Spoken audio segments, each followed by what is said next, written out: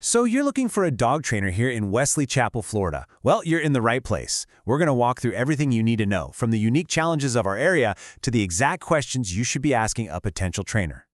We've all been there, right? You're just trying to have a nice afternoon, maybe stroll through wiregrass, and your dog is pulling you in 10 different directions.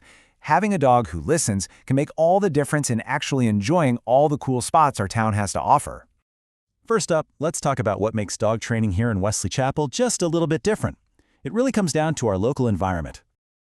Think about your average day. Your dog has to deal with crowded sidewalks, learn to chill out on a busy restaurant patio, and not lose its mind when a bike or a stroller zips by on the path. These are the real-life scenarios your dog faces every single day. And that's exactly why finding a trainer who really gets the Wesley Chapel and Pasco County area is so helpful. They're not just teaching sit and stay, they're preparing your dog to confidently handle our local lifestyle. Okay, so you know you need some help, but what kind of training should you be looking for? Let's break down the different methods so you can find what feels right for you and your dog. You're going to hear this term a lot, positive reinforcement. And for good reason. It's all about rewarding the behaviors you want to see with something your dog loves, like a treat or praise. This approach helps build a really strong, happy relationship and makes your dog actually want to learn. Now, where should the training happen? Well, you've got a couple of great options. In-home training is perfect for tackling those problems that, happen at home, like going crazy when the doorbell rings or jumping all over your guests. On the other hand, group classes are fantastic for practicing good manners around the distraction of other dogs and people. And of course, there's training for pretty much any goal. You've got puppy classes for all those essential first steps, basic obedience for the fundamentals, and even more specialized behavior modification if you're dealing with issues like fear or anxiety. There's also day training, which is a great option if you have a busy schedule.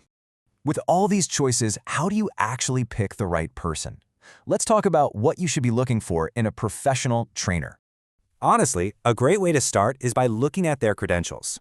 A certification shows that a trainer has put in the work to get educated and is serious about using modern, effective, and humane methods.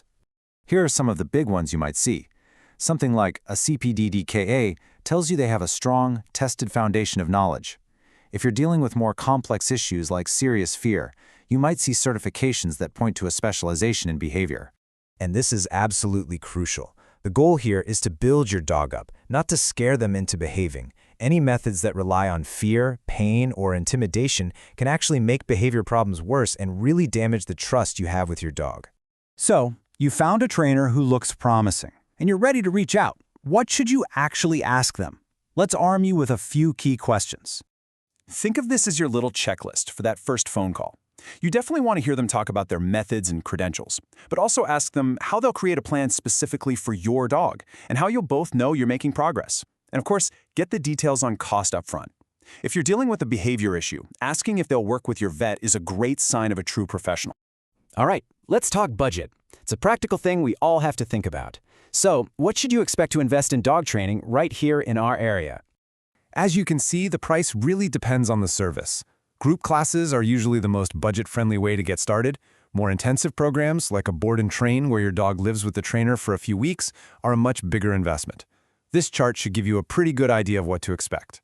To give you a quick benchmark, a single private session in your home is likely to be somewhere in this range. Keep in mind that many trainers offer packages of several lessons, which usually brings that per-session cost down a bit.